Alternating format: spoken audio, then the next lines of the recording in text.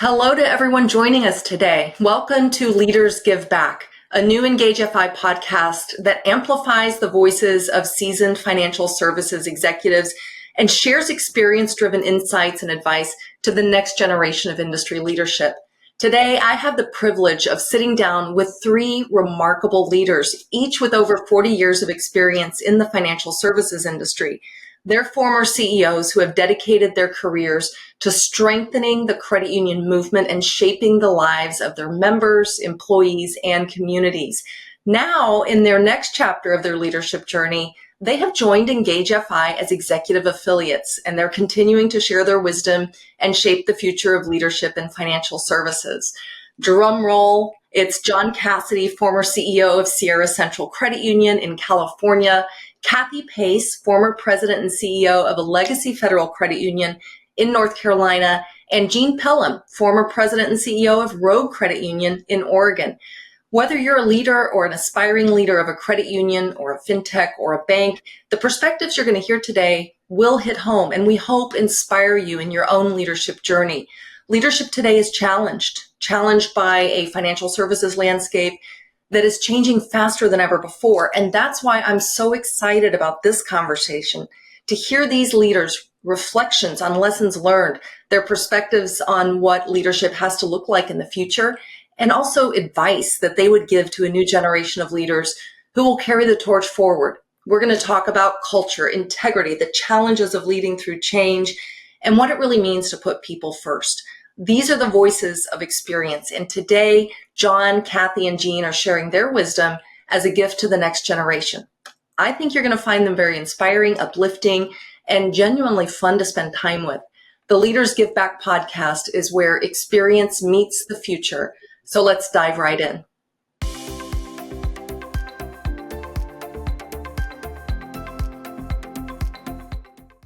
John, Cathy, Gene, you're finally here. I can't believe it. After all this preparation, we're having this conversation, and I'm just thrilled to bring your insights, your wisdom, your advice to our listeners. Welcome. Great to be here. Thank John, you. can I start with you? I'd love for you to briefly introduce yourself, tell us about who you are, what you're passionate about, and what you're looking to accomplish with Engage FI. Well, thanks, Virginia, for having me. And it's great being here with Cathy and Gene and looking forward to these dialogues we're going to have. I will tell everybody that you mentioned leadership, and it goes fast. 41 years I've been in the financial services arena, and it's going even faster now in today's environment. So I wish all the leaders today a great deal of success.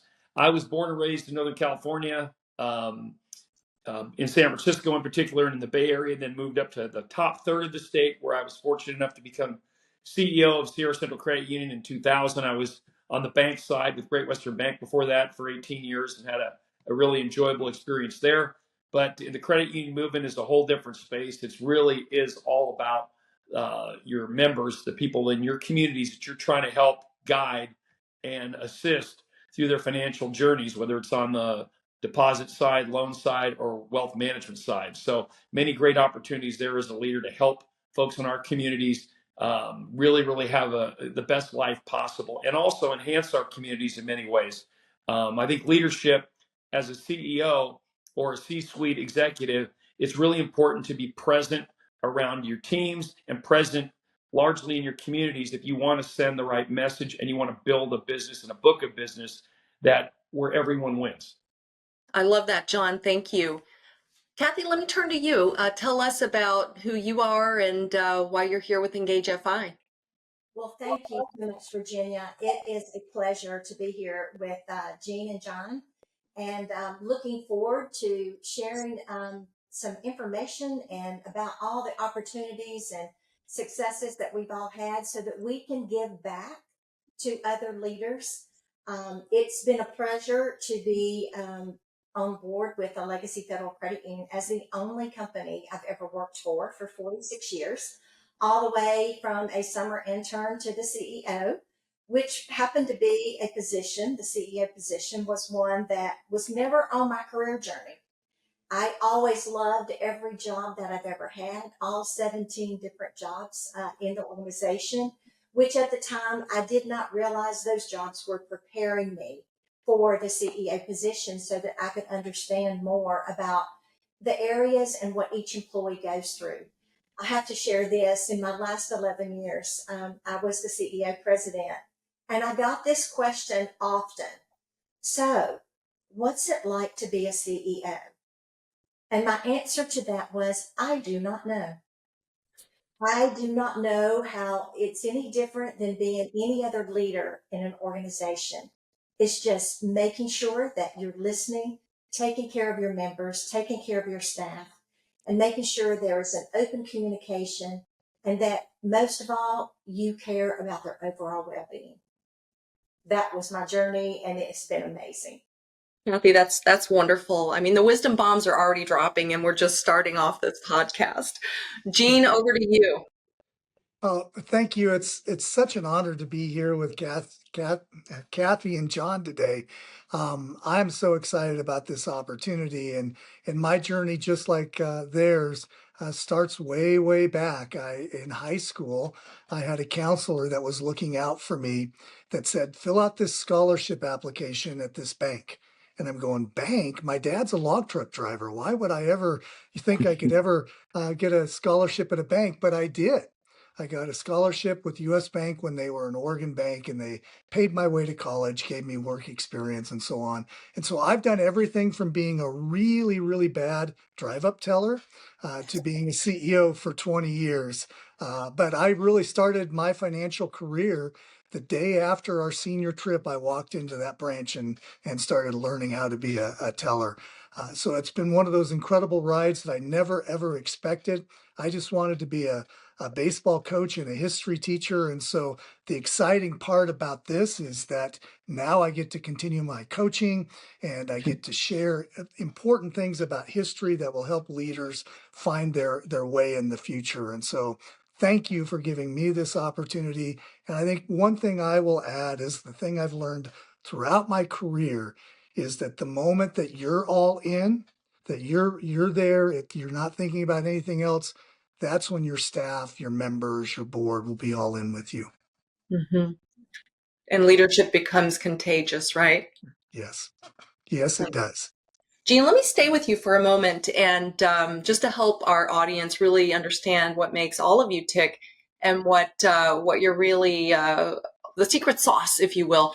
Gene, if I were to ask you, to complete the sentence, what do you have a reputation for? What would you say? Well, I would hope that I have a reputation for being a leader that cares, a leader that thinks about others and gathers people together for a common purpose. But it seems like my career has kind of been marked by being the calm in the storm in many, many situations. My first CEO job was a credit union that had the CEO had been let go for some issues, and I had to go in and fix that credit union, including dealing with a prompt corrective action plan. So I ran a credit union with 5% net worth before, and successfully came out of that. But also, whether it's that or community objectives, working with the association, being the chair of the association board when we merged with another league, or in communities helping them overcome difficult situations. So I'm kind of the guy that seems to be the go-to when you need something fixed. I'm that one. And right now, I've just recently taken on the role as the chair of our university foundation. And here in Oregon, our universities are like funded at 46th out of the 50 states in Oregon. And so we're at this point, this inflection point now of how do we create a powerful, thriving university with limited resources. And it's just where I thrive, is finding the opportunity and the success when challenge and uncertainty face you. So CEO Pelham the Fixer, that's your reputation. Cathy, how about you? This is interesting. So I try to look back at feedback from my own employees as well as from my board and from community board positions. And it's interesting that caring about one's overall well being, about their social life, their purpose, their physical abilities, how they interact and grow and serve. Um, Inspiration. that happens to be a word that's often used by others to describe me. It's kind of hard to say, here's what I think I am. So I usually use the words that I hear from others. A community leader. I'm very passionate about giving back my time in the community because not only does that help me from a personal standpoint of giving back, but it also gives me the opportunity to talk about our credit union and to get our credit union involved. We have a huge passion for women with ovarian and breast cancer. And like many of you here, we started a golf tournament 26 years ago. This will be our 26th year at Allegacy, and it's raised over $1.5 million. And that is just so important to me. The interesting fact, when you ask that question about us and what we think our passion is or what we're known for, I went into Chat GPT and I just said, what would Cathy Pace be known for? How would you describe her? And the 4 or 5 attributes that others say is the same thing they said, but they probably picked that up from press releases. But it was still nice to know that it aligned. I see. CEOs know all about ChatGPT too, don't they? They do. John, you have a tremendous reputation in the industry. Tell us what you're known for. Well, following up on Gene and Cathy, this is kind of hard because their reputations are so incredible. I think for me, it's always been about the organization, and I think successful CEOs represent that. When it's about a C-suite person, or they make it about themselves or their careers without making it about the organization first and foremost, it becomes obvious. And I think you become much more relatable to everyone in your organization and your members when you are that person that is recognized for driving the organization to its ultimate success and its potential all the time, and that you're out in front of it, you're the face of it. And that's what comes with that also is more opportunities to lead throughout your communities. I've served on military boards for our local Air Force base. I've been honorary base commander. I'm on a college board now.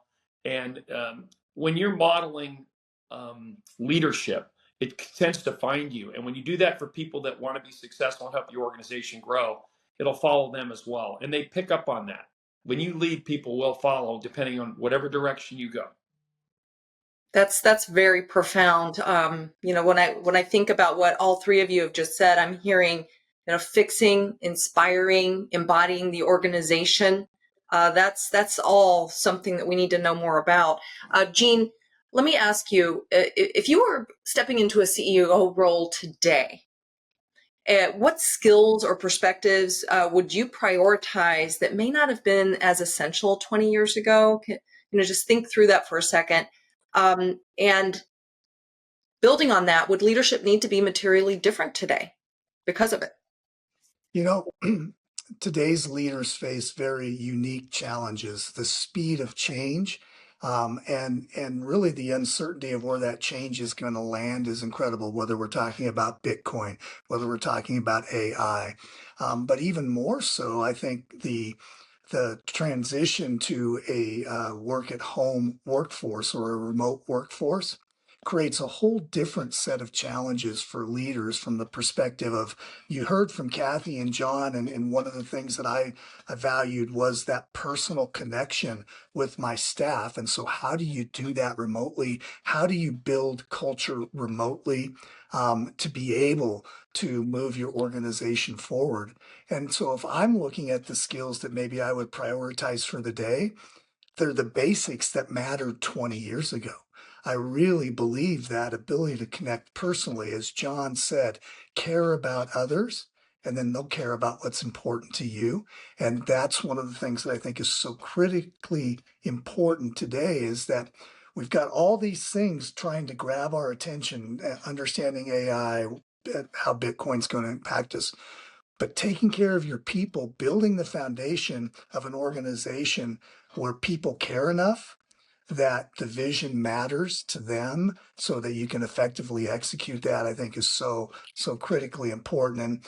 And so how do we build that? to me, in order to overcome what I call the free agency of today, the ability for staff members to jump from position to position, especially when they're not sitting next to their best friend anymore, like they used to. And it was harder to leave their friend or their boss. And now it's just changed the screen. So I would say focusing on that personal connection, building people up, making sure that what is important to the credit union's success, that we can engage them in and move people forward. Cathy, John, would you agree? Do you have a different perspective on that question? Well, I don't know if it's different. I'm going to say it a little differently, though. I had an author that spoke at a couple of our events that we had for the credit union, and his name was Jason Jennings, and he wrote a book, and I think it goes to what both Cathy and Gene have been talking to. He wrote a book called "It's Not the Big That Eat the Small, It's the Fast That Eat the Slow." And in today's environment, talking about the speed of things and change, I don't think things have never moved faster, which is the reason Engage FI even exists today, because the quality of people, the quality of the dialogue that needs to take place to get the technology decisions correct have never been more critical.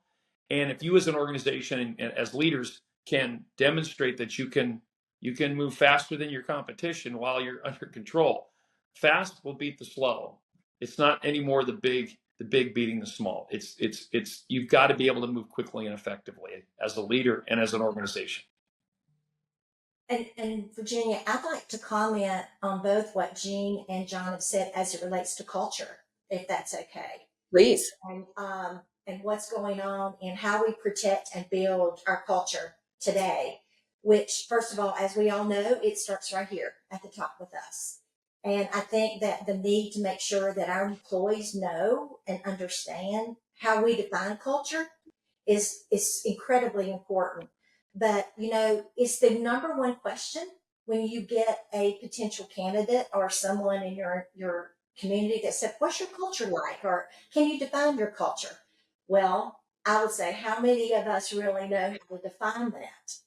And unless you have engaged your staff, your employees, your staff, your employees, your membership, and your community to ask them that question about, what do you think about when you think about your credit union? And an example of that is something that we did back in our credit union was we did a major study and survey out to say, give us one word, just one word that you believe describes our organization. And once we knew what that word was, then it became the task and the opportunity for the CEO and the key leaders to really come together and be the authors of how we were going to create that culture and to clearly talk about it, present it, and follow it with our actions. Because we all know this, our beliefs equal behavior, and behavior equals the benefit. So those 3 B's are really, really important in your culture. But one other part that goes back to what Gene was saying, and was this, I believe that today as leaders, that we have to stay focused more on core values than we ever have before because of digital disruptions, because of AI, because it's creating fear among the employees.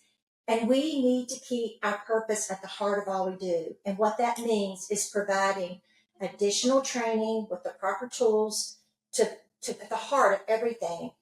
And so that it can increase their confidence so that they can share that with others, as well as be comfortable talking to the membership about it, because that environment where the staff member feels comfortable talking about that weakness of what they don't know is enabling them to increase that weakness to their greatest strength. And I would say this, if I were an active CEO today, this would be one of my most critical initiatives around my employee base. John, I want to ask you. Let's stay on the topic of culture. I think this is such an important conversation. In your mind, culture has always been a huge focus for credit unions. It's been a strength of credit unions. How can leaders actively build and protect a culture of trust? I think when you communicate with everyone from your C-suite team to your newest teller to even the janitors, um, it's important that they feel like you're talking on their level at all times, no matter who you're talking to. And obviously, your conversations with your C-suite folks are going to be a little more intense, maybe dynamic, and a little more in depth. But when you're talking to the newest teller, who may end up being your CEO someday, treating that person with the same type of dignity and spending time with them, getting to know them, listening to their concerns, it will help avoid surprises down the road as people move through the ranks. Because what you want from your team at every level in your organization, you want them to tell you what's really going on, not what they think you want to hear. Because if all they're telling you is you think what you think you want to hear, you're going to be in trouble because you're going to get those surprises and you're going to have more issues than you normally would. I would also add this. I think we all get in the rivers in our roles, right? We're in the canoe in the river in our role, no matter what it is in the organization, including the CEO. And if you don't get out of the water, up on the bank, maybe up on the hillside, so you can see what's really around the turns, you get a better perspective of that. We oftentimes keep people in the river too long, and we don't get the most out of them, and they don't get the most out of themselves. They might get stale. You might lose quality people because you don't challenge them. I heard Kevin O'Leary, who's become obviously a very popular TV celebrity with Shark Tank and those things, and he said one of the things that he tests himself with all the time, and the people around him, is he wants them to spend 30% of their time in uncomfortable situations. In other words, challenge yourself to try something that, in fact, I think he's got a role in a movie coming up that he had never thought he would actually be in a scripted type of situation. And it challenged him. And it keeps you sharper and it helps you grow. So I think your culture has to allow for people to grow and not get stale. And that way they get more effective and they become better producers for your organization. Yeah, and Gene, before I turn to you, just one of the observations I'm making in listening to this, and the original question was really around, what skills are needed today in today's leadership. What I'm hearing is, we just can't get so overwhelmed by the minutia. Today, the minutia is AI, the minutia is digital, the minutia is XYZ, and 20 years ago it was ABC. But core values, culture, trust, people, embodying leadership. Those are the values that remain as relevant, if not more so today than they were all through your leadership journeys. Gene, do you have a comment on that? Well, it's as I was thinking about the interviews and so on and Bitcoin and AI, I'm thinking about when I first moved to my credit union, we only had two PCs in the office. And one of them I had to commandeer from American Express travelers checks to be able to do reports and so on. And so we had major obstacles to overcome. We had to create websites. We had to understand email. We had to build technology that wasn't even thought of at the time. Internet banking were all of the things that the challenges seemingly insurmountable at the time that we faced. And so trying to help people understand that what we're going through today is really not a lot different. It's just a different name and a title is hard, but it's kind of fun to remind them of that. But helping them understand that Palm Pilot was advanced technology at the time. But I think going back to what John said is being impeccable with your word. But I'm going to expand that because it's out of a book. I can't remember the name of it, but it's being impeccable with your talk and even more impeccable with your walk. And from that perspective of thinking about that is that people not only hear what you say, then they see what you do. Yep. And if there's any conflict, then it gives them doubt, maybe mistrust. But when your talk and your walk are in sync, it's a powerful statement and message to the teams that are around you as you go forward. And I think the CEOs today have all kinds of different challenges. They're busy. They've got all these other things, but someone's watching you all the time. All the time. Thanks, John. Yeah, it's all the time that they're watching you. And if you can be impeccable with your talk, with your walk, you'll move your organization infinitely faster, going back to fast wins, than an organization where they're trying to always gather agreement, commitment, and so on. If they believe in you, they'll do what you ask them. But even Exactly. more so, you have to understand that responsibility is that they're trusting you, so you have to be trustworthy in everything that you do. Yeah, and I'm going to add, Gene, can I add one thing, Virginia? Is like Yeah. this is a really basic scenario, but when you walk in an office or a branch, if there's a piece of paper or a piece of trash either outside or on the ground, it's basic.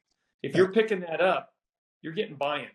If you Yeah. walk by it, Yeah. you're not going to get what you want out of your team long term. Modeling that to steal what Gene was talking about is so huge, even in that small way.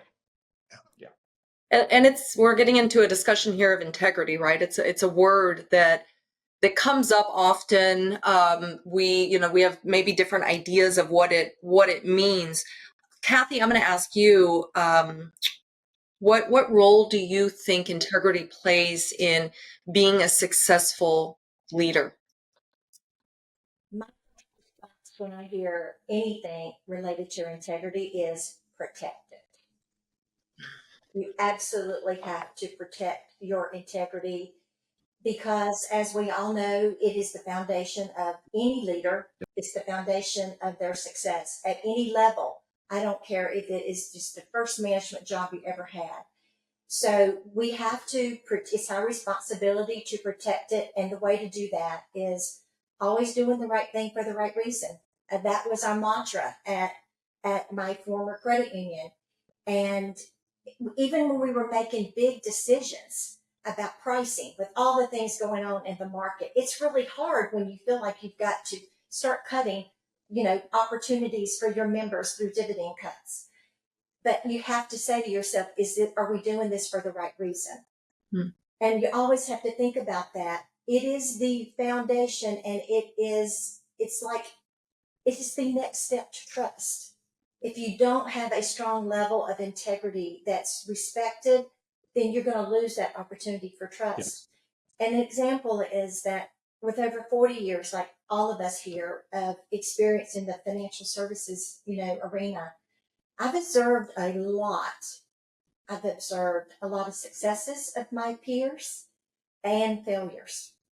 But I was raised as an individual to follow the rules. I'm the daughter of a Baptist minister, so it was given to me. Stay in that box, follow those rules, do the right thing. And I'm going to tell you, it was not always easy to do that when I was young or, in the professional world as a leader. But I will tell you that principle has certainly carried me through a lot of challenges. And I believe today, it's my most valuable asset because we know if we lose trust, it's almost impossible to get it back. And today with our young leaders, I would say that, if you've built a culture where your employees and your membership, we have to create this membership and community because in all of our organizations, we're out there, you're a CEO no matter where you go in your community. Mm-hmm. And everybody knows you. You could be in the greatest disguise and someone will come up to you and say, oh, I want to thank so-and-so in your organization for helping me get that loan or whatever. You're always on. And so, just believing that you can have that level and that trust and respect to me is the most powerful thing I could ever have as a leader. And it's shown again, as we've said, not just by those words, because as we all know, words are strong, they mean something, people take them to heart, but it's by our actions. It's also by our openness, by our patience, by our empathy. And AI cannot give us empathy. Gene, thank you, Cathy. That was profound. That gives me something to think about for a long time, what you just said. Gene, you had said, be impeccable with your word. And I actually remembered that book. It's from the Four Agreements. That's really powerful. Keeping your word, doing what you say you're going to do. And if you can't, explaining why not, right? Taking accountability for a change in direction. Can you think of a moment in your leadership journey where integrity came up for you in a really big way and you maybe had to shift course or just really take responsibility for something that didn't go as correctly as it needed to within the organization. Yeah, I think the financial crisis was an inflection point for our credit union. At that point, I'd been in my role a year as the CEO at Road Credit Union, and we had a really great first year. The credit union had been doing really quite well, and then 2008 happened, and so we had to look at what we needed to do to move forward. And I think where being impeccable with our word is we said, this is not only the members' credit union, it's the staff members' credit union. You have all invested an incredible amount here, and I'll do everything I can to make sure that you keep your jobs and you work forward. And then we clearly outlined what we had to do to keep our jobs. Is if we got to this point, then we had to do this. If we got to this point, we had to do this. If we got to that point, we had to do that. And one of the things that I can't remember which of our leaders came up with this idea, which might be very scary for some, but kind of to say how true, how real we were about this, is that we had a staff group review all the executive expense accounts, go through, look at the visa statements and everything like that, to see that we weren't wasting the credit union's money in any way. We were utilizing it for the best and highest use. And so that built trust. And then we went with them and said, we might not replace somebody, but if you keep working with us, everything will be fine. We'll protect your job. And we did. And actually, we had a list of like 15 items of how bad it could get. And we only tickled the very first item because everybody pulled together because they trusted us. We gave them access to the numbers. We showed them that we were going to do what we said, and we did. And as our staff members, many of them lost their jobs during the financial crisis, and they were able to keep theirs. And that created this connection with the credit union that really propelled our growth in the future, because I had the trust of them that I could ask them to do things that didn't make sense, but they knew we weren't going to do anything dumb or anything that would hurt them to drive the credit union forward. So hopefully that gives a little bit, but that was that inflection point, that time when trust mattered. And we had other credit unions and other businesses around us that weren't being open and honest with their teams. And all of a sudden you'd show up to work one day and your job was eliminated. Our folks didn't have to worry about that. That's a really important leadership lesson, right? Because, effort is one thing, but building loyalty and then having loyalty serve as a multiplier effect for growth, that's another matter altogether. And I think that's what you've really described. John, let me ask you, during your tenure, I'm sure you faced a series of challenges yourself. What would you say was the toughest leadership challenge that you faced, and what lessons from that moment would you want to share with this next generation of leaders? Well, number one, Gene stole my notes. My wife must have sent them over. I'm going to touch on that exact scenario because, Gene, we went through the same thing. I'm sure Cathy was involved in that as well. That was a very trying time when you had regulators coming in telling you they didn't know what they were going to do, and even though we felt like we were a well-run shop, we took the capital hit like everybody else, and no one really knew the depth of the problem nationwide, and so all of us were thrown in a bucket where our employees were nervous, to say the least. Our members were nervous. We hadn't had that many questions about our stability ever before or after. And I can remember we called an all hands on deck meeting on a Sunday, brought all the employees in, and my chief operating officer and I had a meeting with the entire team. We said the first words out of my mouth were, "I don't know if we're going to be here tomorrow, but we're going to do everything we can." Kind of like Gene said, we plan on being here tomorrow.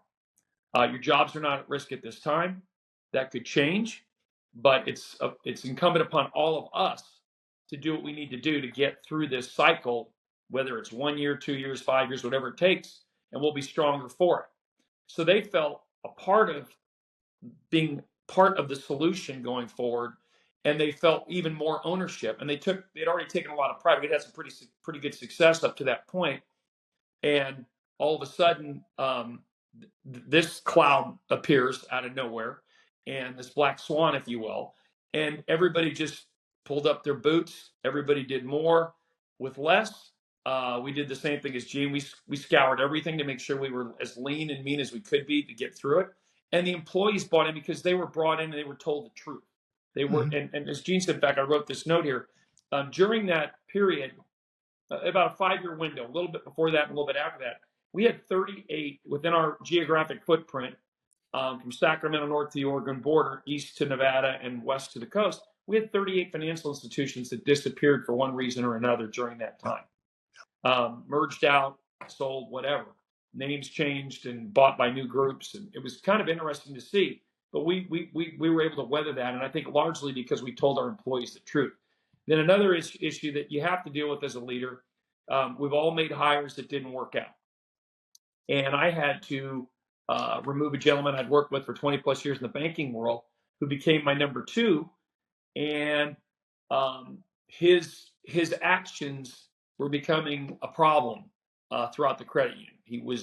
When he rose to the level of chief operating officer, he didn't. It changed him, and I think you have to recognize those type of situations, because if you don't, your organization is going to suffer, and you're probably not going to be there very long as well. You have to face those kind of situations, especially personnel situations. You have to do the right thing always. And that was a tough decision, but you also gain the confidence of your team when you have to make tough decisions and you're willing to make tough decisions. And as leaders, it doesn't matter if it was in yesterday's world or today's world. I think it's even more important in today's world because things move so fast. You cannot afford to have someone who's not in sync with everyone else and your mission at all times. And that's a sort of a very basic human emotion, right? To not want to have to really deal with those sort of very complicated human impact issues, Right. like letting somebody go. I mean, that's just such a difficult thing to do. And yet as leaders, we have to. If I look to the new generation, the younger people, I think that's something they really struggle with, is having those tough conversations in a clear, compassionate, but actionable way. And I wanted to kind of shift the conversation to this next generation. Cathy, I know you've spent a lot of time in mentorship and in talking with young leaders. If you were mentoring a young credit union executive or an executive in the making today, what would you say is the single most important advice you could give them?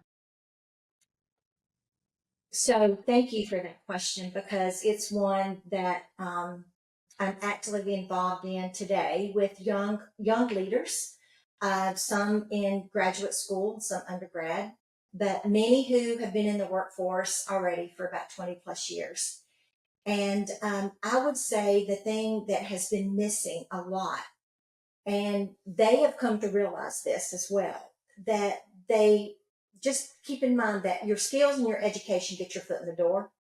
But the person who really succeeds is the one viewed as being honest, caring, someone they can trust, and authentic. And the word authentic, of course, is so trendy now, and I really believe it's totally overused, but being real, being that person at all times of who you really are. Because when you can be that real person, then it's not going to drain your energy level. When you are trying to be, if I tried to be what John and Gene and you wanted me to be, by the time we finish this conversation today, I would be exhausted, because I was trying to be someone, a piece of John, a piece of whatever it is that you think I should be doing. So we've had this conversation many times about being real. And the other thing that I would say that has come out in a lot with even my young leaders at Allegacy was, please lean on wisdom and experience. Because what's happening with these young leaders today, and this is good to a point, they're coming in with so much confidence and so much courage. And they feel like, man, I can conquer the world. I can do this. I can do this. Okay, that's great. I'm going to hand you this project you've never done before. Let's see how you do. That confidence and courage is hugely a part of being a great leader, but used appropriately. And I don't think that the young leaders today are taking advantage of the wisdom and also stepping out there when you're in a present and there's a presentation or a big meeting going on, and you're sitting there and you have no idea what they're talking about. be that first person to raise your hand and say, look, I have no idea what this is all about. I want to learn more. Tell me more. Well, you just took the fun away when every one of your peers left that meeting at the water cooler saying, Cathy Pace didn't know anything, and she raised her hand. Oh my gosh. Now they see, wow, I had that same question and I was afraid to ask that question. So I just encourage them to lean on those with wisdom and experience. There's so much to learn. We as leaders on this call today are still learning every single day. And I want to know more and more and more so I can give it back. John, I saw you agreeing pretty passionately with Cathy. What do you have to add to that? Well, I think being soulful. When no one here's using notes. I've written a couple things so I didn't forget, because at my advanced age that happens. But I think when you speak from here, and when you're truthful, people appreciate that, and they want to be part of something that's real. They don't want, I made the point earlier. You don't want people telling you what they think you want to hear. Right. You want them telling you what you need to hear, and that's I think that's where you separate the really good leaders from the not so good leaders. And that's where you avoid silos and all those things that cause problems in organizations. So Cathy nailed it. I couldn't really add more to how she explained it. It was very well said. You did. You added the soulful part. Yeah. That's the Well, humanity and leadership that is so important.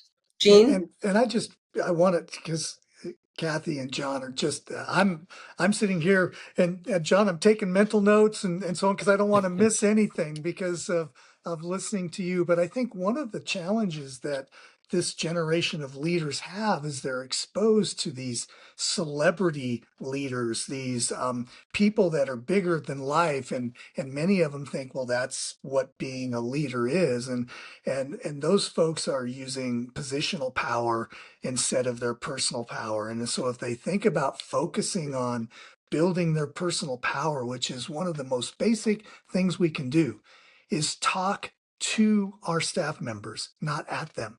Yeah. Just talk to them, learn about them, celebrate the goal that their child scored at the last soccer game, talk about what the opportunities for their spouse are in their work. Just talk to people. They want to be important more than anything. And we have this incredible opportunity to give that gift of value and importance to everyone that we encounter because of our position. And so I just love that opportunity to be able to sit and learn about people and talk with them. And the really great thing is the gift that's coming back to me now is that they still reach out and tell me about their kids going off to college or about the various things, about how their kids are playing baseball in a remote community that they'll travel through. Just that's what it is by connecting and talking to them. We create these great connections. But it has to be baseball, right, Gene? Baseball, soccer, you name it, I'll celebrate it. My granddaughter plays piano, so I'll celebrate piano, whatever it is. I just want to celebrate them, and let them know that I care because I really do care. I love connecting with people and learning more about them. And so maybe that's the other thing is be curious. Be curious about the people around you, and it's incredible what you learn and the gifts that come back to you. Can I add one other thought to this conversation, Virginia? This one is really important as well to share with them is that you don't have to be perfect in what you do. It's not what you do, it's how you're doing it. And if we could just emphasize over and over to them that that's the effort, and how they demonstrate and go about whatever task it is that's in. Yeah, and Virginia, I'll just add, great point, Cathy. Phenomenal. The opportunity to be part of Engage Fi in this role was exciting to me. And like Cathy and Gene, we've gotten, after retired, we got a lot of opportunities thrown at us. And this is really the only role that I've jumped on because of the people involved. But I know the people that you have been attracting to the organization and how they communicate, their expertise, the value add they bring for financial institutions, both credit unions and banks, to be able to connect their technologies in a way that's effective, efficient, cost effective. But the communication between the tech world folks and your other rank and file folks in organizations at times leaves something to be desired. It doesn't line up all the time because the tech leadership at times they're focused on things that other people are just pushing buttons to make work. They have to make it work behind the scenes, right? So a lot of times things get miscommunicated or not communicated clearly. When I look at what your team is bringing to the industry, the financial service industry, with the ability to make those connections much better, much faster, much more in a way that people are positive about it, and your tech team can talk to all the employees in a way you really can make that stuff happen like never before. And I think that's the real value that I see as a former CEO in a fast-paced changing environment right now. You guys bring something really special that people need. So. And I appreciate that, John. And it gets back to caring, like you all have said. It's caring about the people, the members, caring about our clients, because it informs how we live our day-to-day lives, being happy to be at work, being happy to leave work and go home and be with our families because we have the ability to. I want to close our podcast with just a simple question for all of you, and just, complete the sentence for me, okay? Gene, upon reflection, as I look back on decades of leadership, I wish I had known this earlier.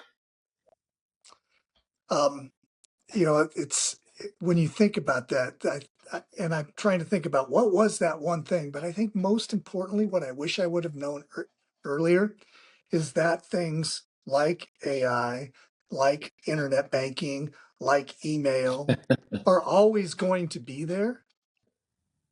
And so building the foundation of personal connection, building the foundation of trust, using integrity as the cornerstone of that foundation is still the key to success. All those other things, mastering and challenging and overcoming the obstacle that's in front of us today is great, but you do that best when you have that firm foundation to move forward on. Cathy? I wish I had known then what my greatest gift was. And I did not find out that gift until about 10 or 15 years ago. And as they say, your greatest gift is the gift that's witnessed by others, and you're doing it naturally. I did not realize that my greatest gift was connecting people. I was doing it, but I didn't know it was my greatest gift. It was art in it, and not just connecting people, but for example, and you all have done this, you're in one staff meeting, and you brought up something that was amazing, John, about the disconnect sometimes between IT and other departments. And you have this committee meeting going on, and they're having an issue. And then you have another meeting come back up, and it's the IT group. And so you ask the IT group about the issue they're presenting for you. And, well, have you talked to the marketing department about that? No. So it was a disconnect. So they're not talking. And I didn't realize that. I said, well, let me get you with this person. We just had this meeting or this conversation in the past meeting. And I really think we got a solution here. Y'all just haven't talked to each other. And not only that, but connecting people to people in the community that are trying to get an answer to something. I didn't know that was my greatest gift, but it was. And I just found that out in the last 10 or 15 years. We know it's your greatest gift, Cathy. What? We know it. Bring it home. I would say for me, it embrace technology changes at a much faster pace. Don't try to put those changes off.